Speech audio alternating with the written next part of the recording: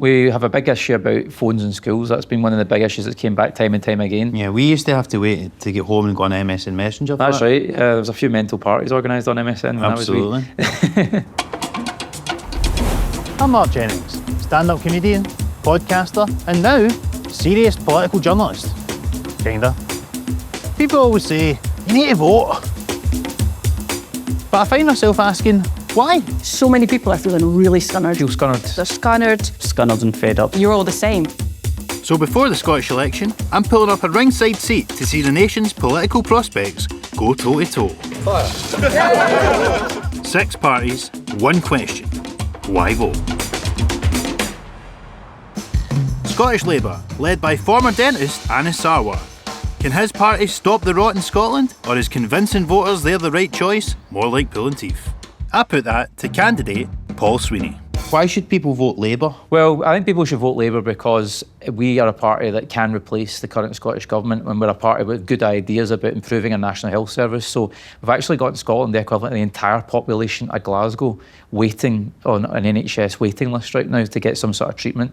What is Scottish Labour's plan to fix the NHS? Well, we want to rapidly invest in primary care because that's like your GPs, so you're able to get in and get your appointments more quickly using technology like the app, which is already readily available if we just get that sorted. Well, there's been a big emphasis on waiting lists, but is that because Scottish Labour have been waiting to get in power for 20 years? I don't know about that, but certainly we were the party that set up the NHS. It was one of the defining things that Labour has done in its history. You've been a big advocate of like drug rehabilitation centres. Yeah, it was one of the things that really struck me when I first became an MP in 2017. I didn't really know much about drugs issues before.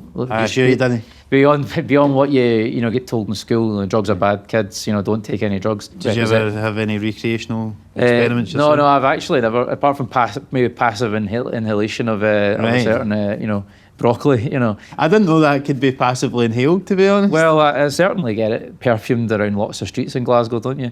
Broccoli? Right. I was not aware of that term. But I've smoking the broccoli, that was one I heard the other night, and it stuck with me.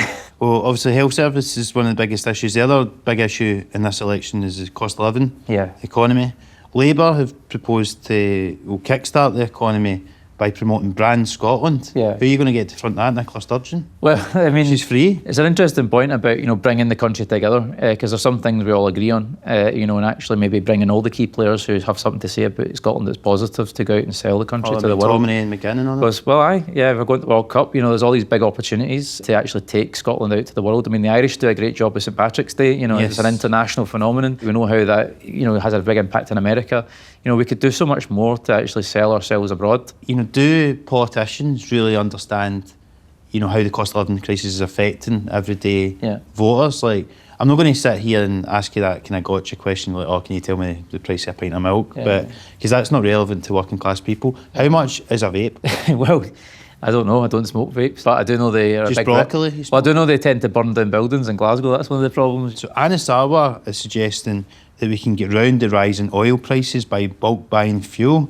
But did they not just get the idea because his family business is a cash and carry? Well, he is a wholesaler by trade, so it's something that he knows about. You can't really just treat the whole country like a big cash and carry, can you? Actually, there's one way of putting it. You could actually get better deals if he did join up or thinking. One of the big problems is the government buys lots of things, but it doesn't do it very efficiently. What is Scottish Labour's plans for education?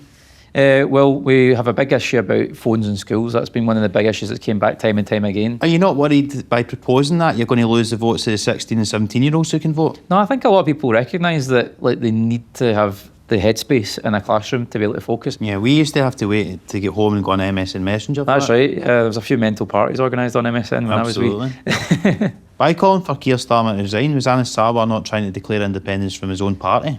I think he was showing that he was the boss in Scotland, and I think it's fair to say that when you go around the doors, Keir Starmer's not popular. So has that worked? Are people happier with Sarwar now because he said he doesn't like Starmer? I think it's a mixed bag, but I think certainly most people I've spoken to have said, at least it shows he's his own man. The allegation was that Labour's just a branch office in Scotland and that the guy just takes his orders. That was like a branch trying to cut down its own tree. No, not really. I think there's a healthy relationship, and it shows that we're not just a bunch of drones that just follow everybody. There's actually a party that's got its own ideas, that has its own debates.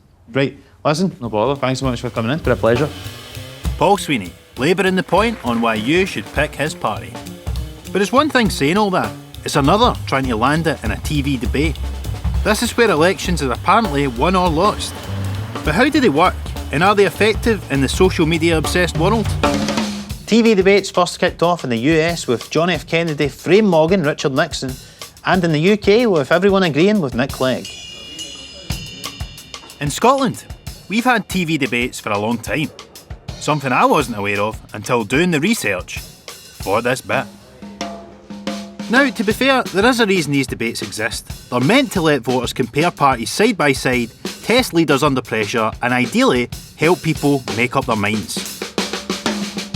In practice, they're now just about landing a decent soundbite to be clipped up for their social media. I half expect one of them to try a bit of impromptu crowd work with the studio audience. What do? You're unemployed? Well, not for much longer if we get in power. Televised political debates often descend into shouting matches more reminiscent of a barroom brawl, which is presumably why the BBC decided to host this one in Paisley. It featured a panel, or rather a manel. 6 men and 6 variations of the same blue suit. But did it change anyone's mind? Well, that's debatable. But one man's expertise is not up for debate. Scotland's top statman, High Priest of Polling, Professor Sir John Curtice. So, obviously, ahead of this Scottish election, a lot of people are disenfranchised by politics at the moment. What do you mean by disenfranchised by politics? Well, people are scunnered, aren't they? That's the big right. Okay, they're not disenfranchised. They're dissatisfied. They can be disenfranchised because they are not registered to vote, but they have the right to participate. I didn't realise.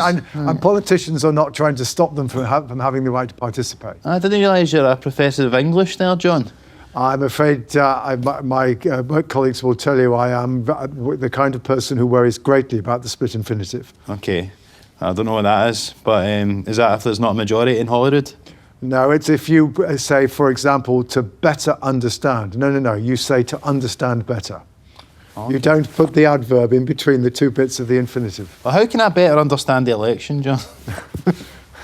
No, maybe by asking sensible questions. Okay. So why might people vote for Scottish Labour? What's their appeal?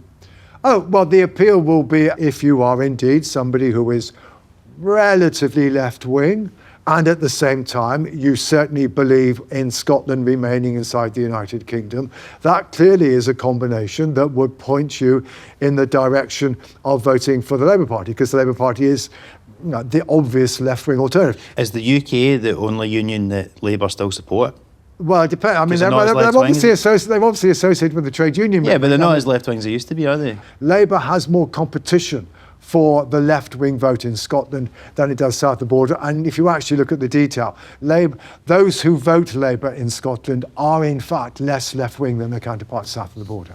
Interesting. Do you think that Labour would win more voters back if they became pro-independence? That would have to be very, very carefully explained, etc., etc. But I think the honest truth is it would be very, very difficult for the Labour Party to make that change in a way that would have any credibility in the eyes of the electorate.